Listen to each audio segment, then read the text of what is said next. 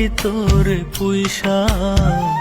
লায়ক ভাইডারে কইতেছি প্লিজ আপনি এই কুদাইলা মার্কা হাসি দেবেন না, কারণ এই সেম স্টাইলে হাসে আমাদের বাড়ির ডগি।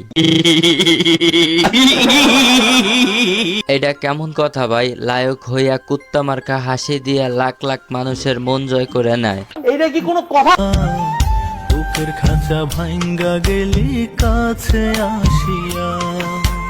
আবার সাথে একটা লাইকা নিছে ইমো ফ্রিল্যান্সিং জগতের রানী আখি ইসলাম আখি। এই দুই সোনা পাখি মিল্লা যা শুরু করছে, কিছুদিন পরে জনি কাকু আর সানি লোন আপুকেও ছাড়িয়ে যাবে।